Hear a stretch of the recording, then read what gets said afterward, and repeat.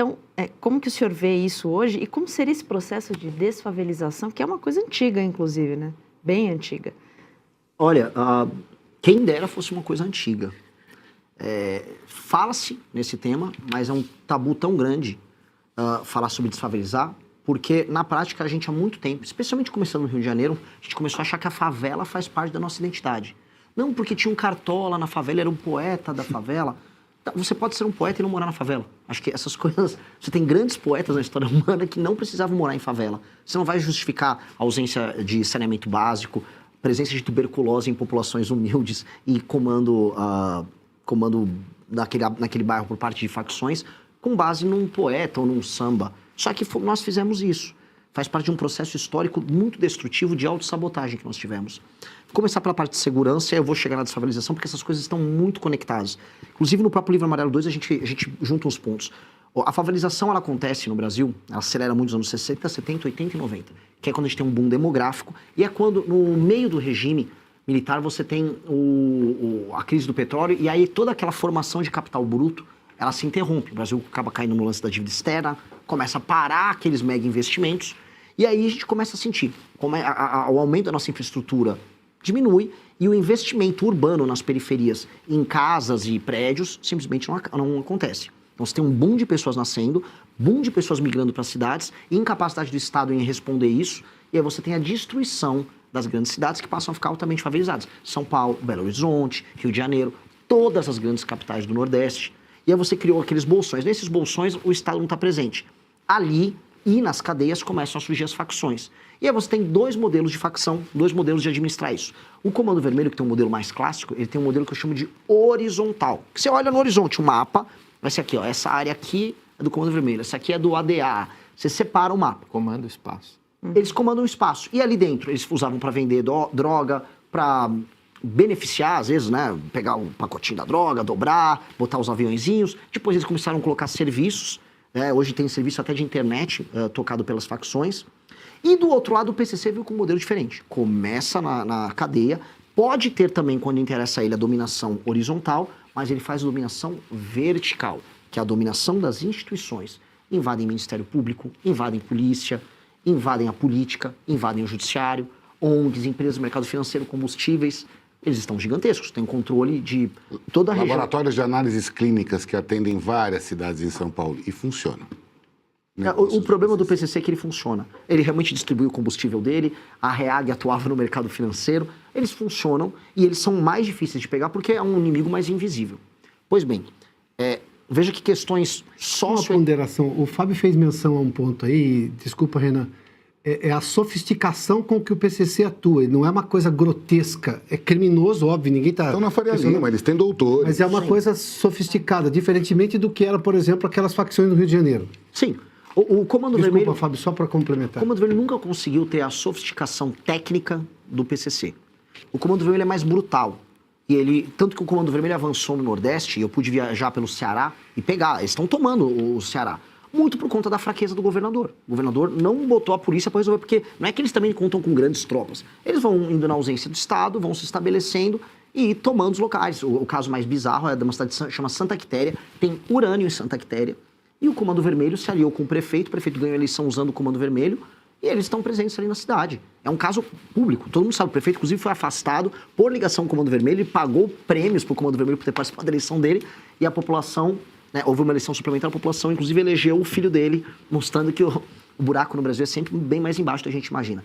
Então o Comando Vermelho é mais brutal, ele é mais claro, você consegue entender e ver isso, e o PCC é mais sofisticado e fatura mais. O PCC tem um controle hoje da fronteira do Mato Grosso do Sul, e o PCC tem a rota caipira para trazer essa droga até o Porto de Santos, e lá no Porto de Santos, no redor, na Baixada Santista, eles têm um controle territorial, que é onde eles processam a droga, tem empresas de containers que eles recebem, conseguem muquear, por exemplo, cocaína junto com outros produtos que têm uma densidade similar, colocam dentro dos navios, e aí eles vão exportando para a Europa numa operação que é bilionária. De um lado, nós temos que usar a violência do Estado de maneira muito clara, e a alteração nas leis, a aplicação do direito penal do inimigo, para você fazer a tomada daqueles territórios e o Estado se restabelecer. Esses territórios que em grande parte são favelas. Que não só, mas quase, assim, nem toda tem toda tomada de território por parte do Comando Vermelho era uma favela, mas toda favela está tomada por alguma facção. Isso em praticamente todo o Brasil, salvo raríssimas exceções. E o Estado atua ali, e do outro lado, para enfrentar o PCC, aí a tal da inteligência. Eu sempre desconfio quando vem uma Tabata Amaral, olha, precisa muito de inteligência. Porque você fala inteligência, mas não fala em aumento de pena. Você precisa das duas coisas. A gente precisa de inteligência, a gente precisa de COAF, a gente precisa de Polícia Federal, para desbaratinar o PCC, acabar com o faturamento multibilionário que eles têm no Porto Santos, e aí você vai destruindo a máquina de negócio. E do outro lado, reocupar territorialmente. E aí, se nós fizermos isso com alterações nas leis penais, nas leis de execução penal, com a qualificação de membros de facções como o inimigo, com um direito muito veloz. Quando a gente fala, quem quer chamar o cara de inimigo? Todo cara que é membro de uma facção, o sujeito ele não tem mais presunção de inocência, ele tem presunção de culpa. Se você é listado, você é um membro do Comando Vermelho, você está lá ostentando um fuzil, um policial te pegou, você vai preso na hora.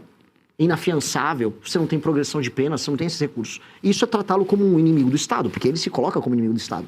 Feito isso, nós podemos aí sim tratar do tema que para mim é apaixonante, que é como recuperar as nossas cidades. As cidades do Brasil são feias. Todo mundo sabe que morar numa metrópole no Brasil é uma experiência muito ruim. A gente fica com aquela loucura, não, o Rio é lindo. O Rio é lindo numa faixa, o Rio está todo favelizado, o Rio está todo destruído. As capitais do Nordeste estão todas favelizadas. São Paulo, o entorno da cidade inteira é favelizado. Aquelas pessoas vivem mal, não tem saneamento básico.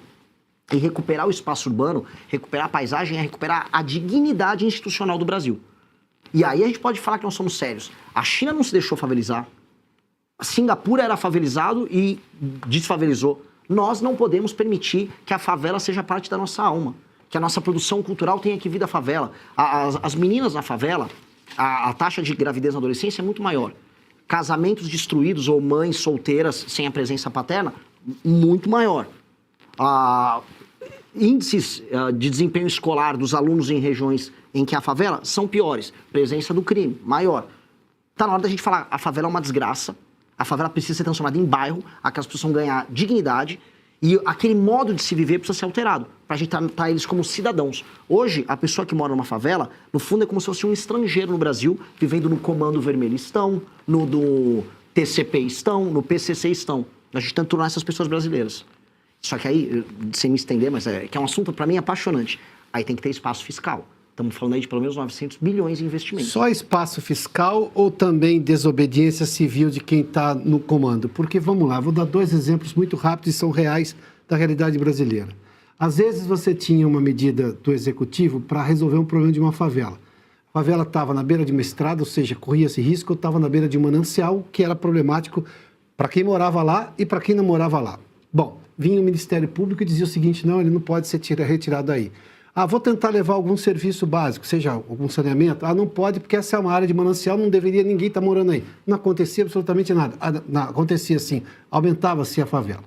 Se eu, por exemplo, pego uma pessoa que roubou hoje, que tem um problema, vai cair na tal da audiência de custódia, que esse é o entendimento do Supremo. Você acabou de dizer, poxa, se roubou, ele tem presunção de culpa, se ele está exibindo... Não, mas é crime menor, enfim, vem uma desculpa. Quem decide soltar é a justiça, mas quem tem quem tem a pessoa presa é a polícia.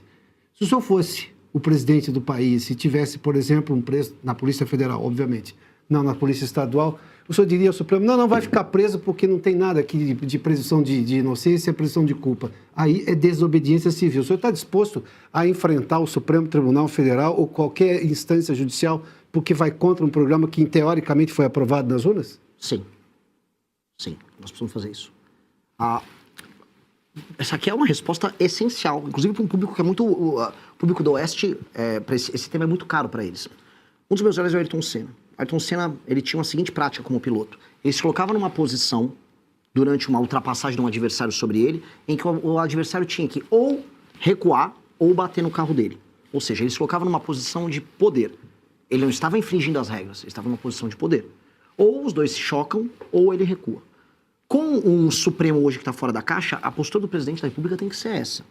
Eu vou entrar com... Vou dar um exemplo. Vou fazer o Estatuto da Desfavelização, regulamentando. Ninguém pode invadir. A pessoa participou de uma invasão de uma área pública ou privada para montar uma favela, ela tem que ser presa, na hora.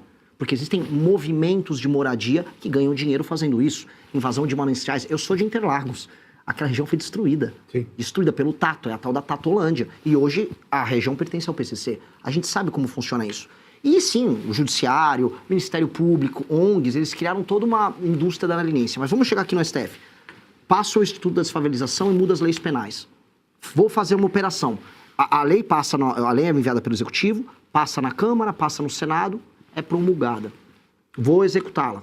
Aí vem a Marina Silva com, sei lá, rede de sustentabilidade, entra no STF e vem um despacho.